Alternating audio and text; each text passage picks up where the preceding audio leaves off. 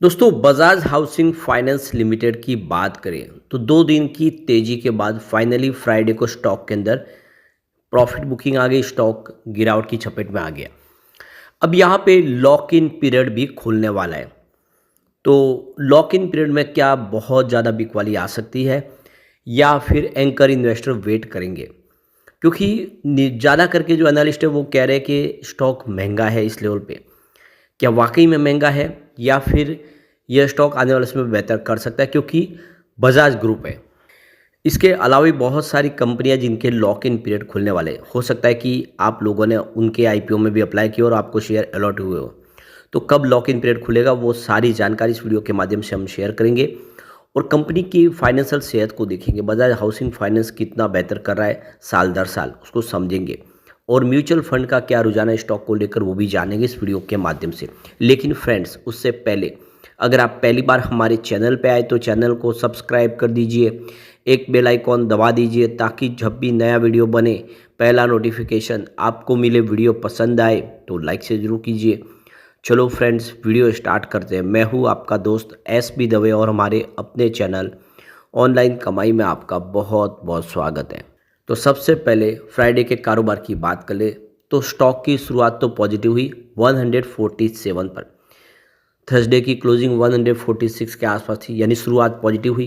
पर यही दिन भर का आई है 147 का। यहाँ से स्टॉक आगे नहीं बढ़ पाए। ऊपर के लेवल से बिकवाली आ गई क्योंकि पिछले 2 ट्रेडिंग सेशन में तेज़ी बनी थी और स्टॉक पॉजिटिव शुरुआत हुई थी तो वो यहाँ पे बिकवाली शुरू हो गई, जिसकी वजह से 143 का इंट्राडे का लो बना और अंत में क्लोजिंग 144 के आसपास रही, जहाँ पे 1.80% की गिरावट थी।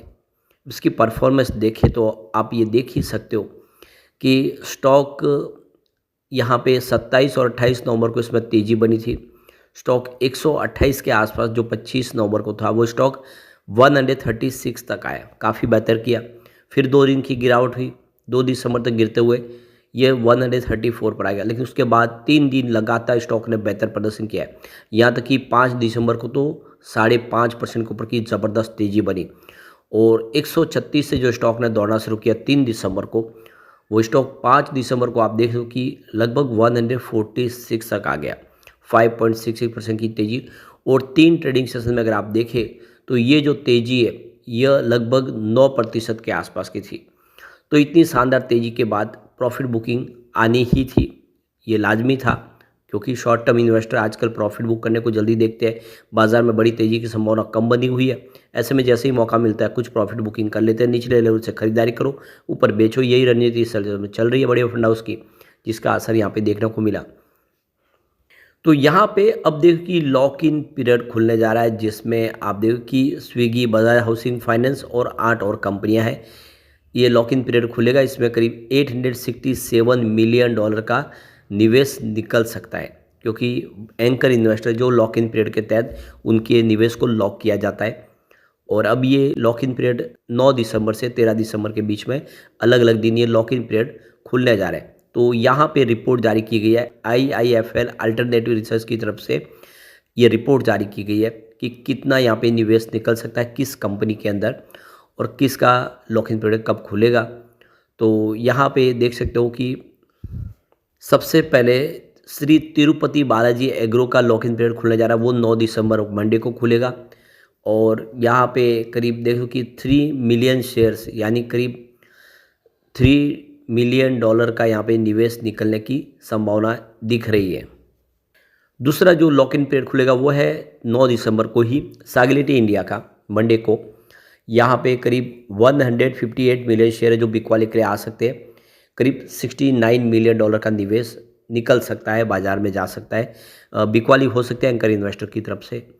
इसके बाद क्रोनोक्स लैब साइंस का लॉक इन पीरियड खुलेगा 10 दिसंबर को और आप देख सकते हो कि यहाँ पर भी 20 मिलियन शेयर है जो एंकर इन्वेस्टर बेच सकते हैं। करीब $50 मिलियन का यहाँ पे निवेश निकल सकता है। इसके बाद में यहाँ पे आपको दिखाई देगा कोरोक्स लिमिटेड। कोरोक्स लिमिटेड की बात करें तो ये 11 दिसंबर को इसका लॉक इन पीरियड खुलने जा रहा है और इसके अंदर 3 मिलियन शेयर बिकवाली के लिए आएंगे, यानी करीब $9 मिलियन का पोटेंशियल निवेश निकलने की संभावना है, बिकवाली हो सकती है। देखिए तो स्विगी का जो आईपीओ आया था उसका अभी लॉक इन पीरियड खुलने जा रहा है 11 दिसंबर को ही। और देख सकते हो कि यह 65 मिलियन शेयर है जो एंकर इन्वेस्टर बेच सकते हैं बाजार में। 371 मिलियन डॉलर का निवेश है जो बाजार में बिकवाली के लिए आ सकता है, काफ़ी बड़ी मात्रा होगी। इसके बाद स्विगी के बाद आपको यहाँ पे एसीएमई सोलर होल्डिंग्स, इसका 12 दिसंबर को लॉक इन पीरियड खुलेगा। 22 मिलियन शेयर है जो फ्री हो जाएंगे, लॉक इन पीरियड से बाहर निकलेंगे और करीब 71 मिलियन डॉलर का निवेश बाजार में बिकवाली के लिए आ सकता है। एसएमई के बाद में बजाज हाउसिंग फाइनेंस लिमिटेड का लॉक इन पीरियड भी 12 दिसंबर को ही खुलने जा रहा है।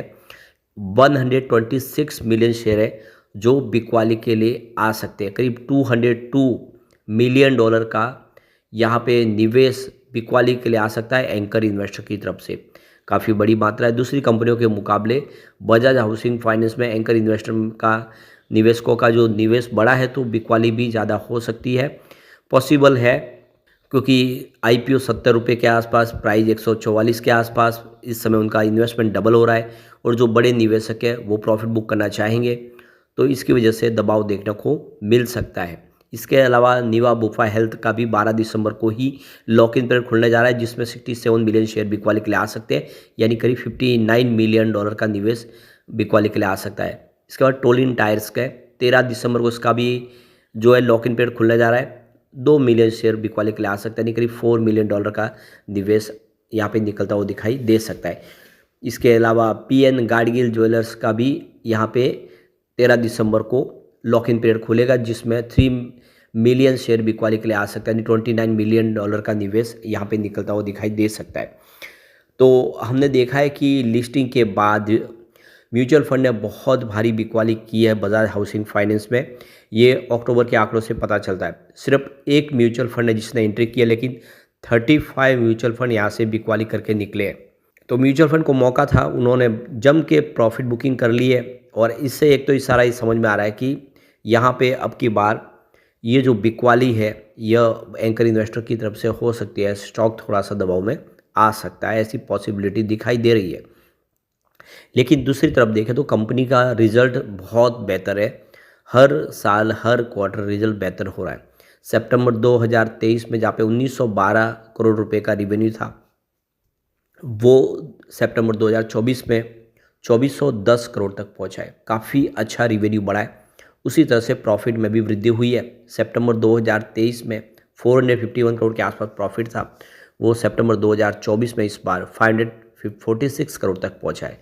तो प्रॉफिट रेवेन्यू दोनों ही अच्छा बढ़ा है और साल दर साल देखें तो आंकड़े बहुत ही शानदार है।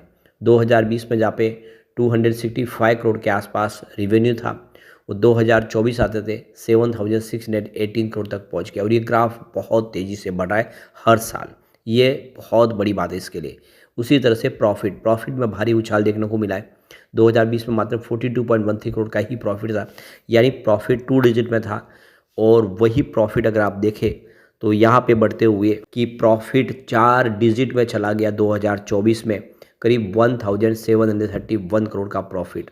तो ये तो बहुत ही बड़ा उछाल है, 2 डिजिट से 4 डिजिट में जाना। उसी तरह से इसका नेटवर्थ बढ़ रहा है। 2020 में मात्र 559 करोड़ के आसपास जो नेटवर्थ था वो 2024 में 12,234 करोड़ के आसपास पहुंच गया। दिन दूना रात चौगुना इसका बिजनेस बढ़ रहा है और ये इशारा है कि कंपनी आने में बेहतर कर सकती है। ऐसे में आप अपने हिसाब से निर्णय ले सकते हैं, लेकिन फ्रेंड्स कोई भी इन्वेस्टमेंट करने से पहले अपने फाइनेंशियल एडवाइजर से एडवाइस ले ले या अपना खुद का रिसर्च करें, क्योंकि मैंने वीडियो आपके एजुकेशनल पर्पज़ के लिए ही बनाए। वीडियो पसंद आए तो लाइक से जरूर कीजिए और चैनल को सब्सक्राइब कर दीजिए। Thank you friends.